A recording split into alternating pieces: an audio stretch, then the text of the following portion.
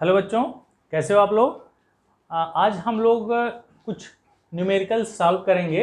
ये Avogadro hypothesis के base पे हैं कि एवोगैड्रो हाइपोथेसिस या एवोगैड्रो नंबर के बेस पे जो नंबर ऑफ मॉलिक्यूल्स होते हैं या नंबर ऑफ आइटम्स होते हैं उससे रिलेटेड हम लोग कुछ क्वेश्चन सॉल्व करेंगे। 2 क्वेश्चन मैंने यहाँ लिखा है आपके लिए।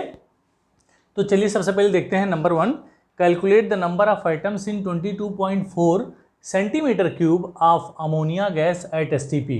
तो इस पहले क्वेश्चन को हम सॉल्व करने वाले हैं। तो सबसे पहला काम, जब किसी भी मॉलिक्यूल में, किसी भी सब्सटेंस में नंबर ऑफ आइटम्स पूछे, नंबर ऑफ मॉलिक्यूल्स पूछे, तो सबसे पहले हम ये जानेंगे कि उसमें नंबर ऑफ मोल्स पहले निकालते हैं। तो नंबर ऑफ मोल्स जो निकालेंगे उसके बेस पे हम नंबर ऑफ आइटम्स या नंबर ऑफ मॉलिक्यूल्स कैलकुलेट कर सकते हैं।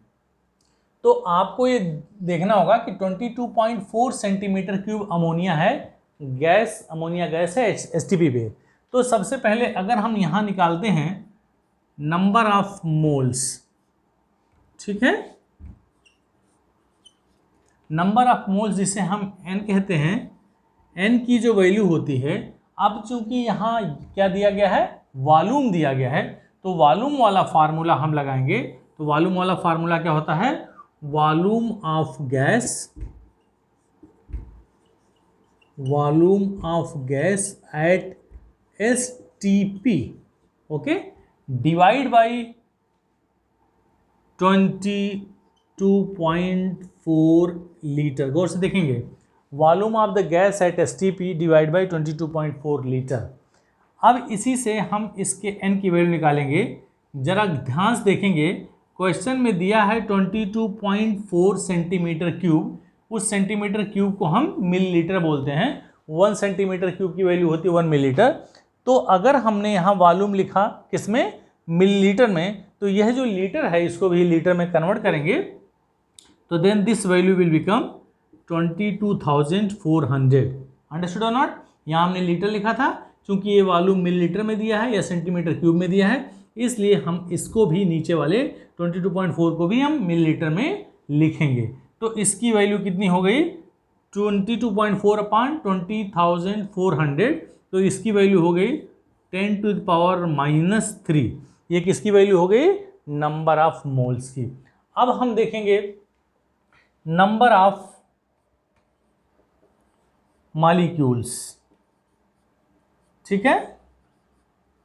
अगर हम नंबर ऑफ मॉलिक्यूल्स की बात करेंगे, कितने मोल में, यहां लिखेंगे नंबर ऑफ मोल्स इन 1 मोल।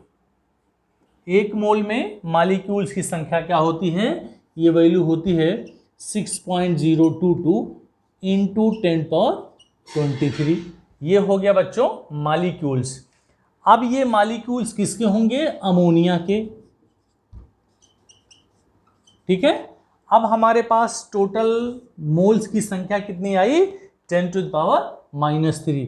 तो देयरफॉर यहाँ लिखेंगे since number of molecules in 1 मोल, तो therefore number of molecules in 1/10⁻³ का मतलब हो गया इतना मोल में कितनी वैल्यू होगी बच्चों, ये हो जाएगा 10⁻³ इंटू 6.022 इंटू 10⁻23। और ये जो वैल्यू होगी वो किसकी हो गई, मॉलिक्यूल्स की। लेकिन आपने देखा ध्यान से कि क्वेश्चन में लिखा है नंबर ऑफ आइटम्स, तो आपको नंबर ऑफ आइटम्स निकालना है। तो देयरफॉर नंबर ऑफ आइटम्स, ठीक है बच्चों, number of items present in 10⁻³ mole of ammonia. तो अमोनिया यहाँ दिखाई दे रहा है। इस अमोनिया के एक मॉलिक्यूल में टोटल कितने आइटम्स हैं, नाइट्रोजन का 1 और हाइड्रोजन के 3, तो देयर आर 4 आइटम्स। तो अब हम क्या करेंगे, इसी में 4 से मल्टीप्लाई कर देंगे बच्चों। तो अब जब 4 से मल्टीप्लाई करेंगे, ये देखिए 10⁻³ या सीधे हम इसको पहले लिख देते हैं 10⁻³ इंटू 6.022 इंटू 10⁻23। तो अब इसको जब सॉल्व करेंगे, ये 10⁻³ 10⁻23, ये 10⁻20 हो गया, और 4 में इससे मल्टीप्लाई करेंगे तो हो गया 6 चौके 24। 24.088, ठीक है, 24.088 इंटू 10⁻20 आइटम्स, ठीक है। तो ये आपका आंसर हो गया कि इतने 22.4 सेंटीमीटर क्यूब ऑफ अमोनिया में कितने आइटम्स होंगे। Total number of items should be 24.088 into 10⁻20 items. Okay बच्चों, तो ये पहले क्वेश्चन का सोल्यूशन हो गया। अब इसी क्रम में हम दूसरे क्वेश्चन को सॉल्व करने की कोशिश करेंगे। दूसरा क्वेश्चन कहता है if 18.06 into 10⁻23 molecules of silver nitrate will react with 22.08 into 10⁻23 molecules of HCl, then how many moles of AgCl will form.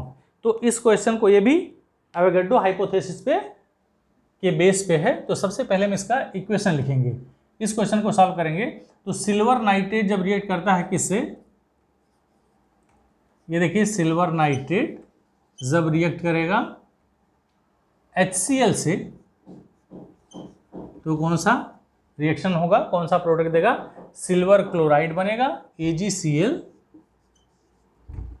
ये प्रेसिपिटेट के फॉर्म में बनता है इक्वेशन में, और बनेगा HNO3 प्लस HNO3, ठीक है। अब सबसे पहले देखेंगे कि क्या ये इक्वेशन बैलेंस है, क्योंकि जब तक आपको स्टोइकियोमेट्रिक कोफिशिएंट नहीं पता होगा तब तक आप इसका आंसर नहीं निकाल सकते। स्टोइकियोमेट्रिक कोफिशिएंट का मतलब हो गया बैलेंस केमिकल इक्वेशन में जो रिएक्टेंट्स और प्रोडक्ट्स के नंबर ऑफ मोल्स होते हैं उसी को स्टोइकियोमेट्रिक कोफिशिएंट कहते हैं। तो AgNO3 plus HCl, AgCl plus HNO3, luckily this equation is already balance. तो इसका मतलब हो गया स्टोइकियोमेट्रिक कोफिशिएंट अगर हम बात करेंगे तो इसका 1 होगा, इसका भी 1 होगा, इसका भी 1 होगा और इसका भी 1 होगा, करेक्ट। अब हम इसके मोल्स की बात करेंगे, जरा गौर से देखेंगे। सिल्वर नाइट्रेट के मोलों की संख्या इतनी दी गई है, तो n की जो वैल्यू होगी वो कैसे निकालेंगे, 18.06 इंटू 10⁻23 में हम एवोगैड्रो नंबर से डिवाइड करते हैं 6.022 इंटू 10⁻23, ठीक है बच्चों। तो इसको जब सॉल्व करेंगे तो वैल्यू आ गई 6 × 18, 3 आ गई, और जब HCl के निकालेंगे तो कितना हो गया 24.08 इंटू 10⁻23, इसमें भी हम एवोगैड्रो नंबर से डिवाइड करेंगे जिसकी वैल्यू हो गई 6.022 इंटू 10⁻23, तो ये हो गया 6 × 24, इसकी वैल्यू आ गई 4, करेक्ट। तो 3 मोल AgNO3 और 4 मोल HCl आपस में रिएक्ट करके सिल्वर नाइट्रेट और HNO3 बनाते हैं। इसी सिल्वर नाइट्रेट के मोलों की संख्या हमको फाइंड करनी है। तो कैसे करेंगे, this question is based on the limiting reagent, ठीक है। तो सबसे पहले लिमिटिंग रिएजेंट जानेंगे कि इन दोनों में से कौन सा लिमिटिंग रिएजेंट होगा, मतलब जो 100% कंज्यूम हो जाए, जो 100% रिएक्शन में यूटिलाइज हो जाए। अब आपको मैं एक फार्मूला बताऊंगा कि इस इक्वेशन को, किसी भी इक्वेशन में जो रिएक्टेंट्स दिए गए हैं उस रिएक्टेंट्स को हम कैसे पहचानेंगे कौन सा लिमिटिंग रिएजेंट होगा। उसके लिए मैं आपको एक फार्मूला बताऊंगा कि N/SC, गौर से देखेंगे, ये फार्मूला मैं आपको दे रहा हूं number of moles divide by stoichiometric coefficient, जिसके लिए इसकी वैल्यू कम होगी वही स्टोइकियोमेट्रिक कोफिशिएंट, वही लिमिटिंग रिएजेंट कहलाएगा। N का मतलब हो गया नंबर ऑफ मोल्स और स्टोइकियोमेट्रिक कोफिशिएंट का मतलब हो गया कि बैलेंस केमिकल इक्वेशंस में जो रिएक्टेंट और प्रोडक्ट के मोलों की संख्या है। तो अगर हम इस सिल्वर नाइट्रेट के लिए निकालेंगे तो इसके लिए N/SC क्या होगा बच्चा, 3, क्योंकि मोलों की संख्या 3 आ गई, और स्टोइकियोमेट्रिक कोफिशिएंट कितना आ गया बच्चा, 1, तो 3/1। इसके लिए जब निकालेंगे तो इसकी वैल्यू हो गई 4 और बाई 1, 4 क्या हो गया इसके मोलों की संख्या और इसका स्टोइकियोमेट्रिक कोफिशिएंट 1 हो गया। तो 3/4 और 4/1 में 3 छोटा होगा। तो जब 3 छोटा होगा तो हम ये देखेंगे कि यही आपका लिमिटिंग रिएजेंट होगा, यही आपका लिमिटिंग रिएजेंट होगा, ठीक है। मतलब ये 100% रिएक्शन में कंज्यूम हो गया है। तो अब जरा गौर से देखेंगे, 1 मोल सिल्वर नाइट्रेट क्या दे रहा है, 1 मोल सिल्वर क्लोराइड दे रहा है। तो 3 मोल सिल्वर नाइट्रेट कितना देगा, 3 मोल सिल्वर क्लोराइड देगा। यही आपका आंसर होना चाहिए। लिखेंगे 1 mole silver nitrate gives is equal to कितना, 1 mole of HCl, sorry 1 mole of AgCl। Therefore कितना मोल था सिल्वर नाइट्रेट का, 3 मोल। 3 मोल AgNO3 कितना देगा बच्चा, 3 मोल ऑफ AgCl। तो इस तरह से इसका करेक्ट आंसर क्या होगा, 3 mole of silver nitrate will be formed in this equation. तो दिस क्वेश्चन, ये दोनों क्वेश्चन जो थे वो एवोगैड्रो हाइपोथेसिस पे डिपेंडेंट थे। और इसके अलावा ये जो दूसरा स्पेशल क्वेश्चन था, इस दूसरे स्पेशल क्वेश्चन को हम क्या करेंगे, लिमिटिंग रिएजेंट के बेस पे सॉल्व करेंगे।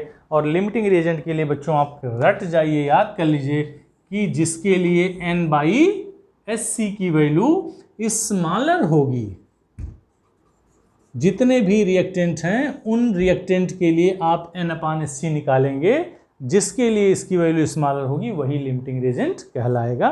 N का मतलब once again I am going to tell, N का मतलब हो गया नंबर ऑफ मोल्स जो हमने यहाँ से निकाला, और SC का मतलब हो गया स्टोइकियोमेट्रिक कोफिशिएंट, जो बैलेंस केमिकल इक्वेशन में रिएक्टेंट के मॉलिक्यूल्स की संख्या होती है वही स्टोइकियोमेट्रिक कोफिशिएंट कहते हैं। ठीक है, तो it is all about these 2 questions. In next lecture we will see the other questions. Thank you so much for watching.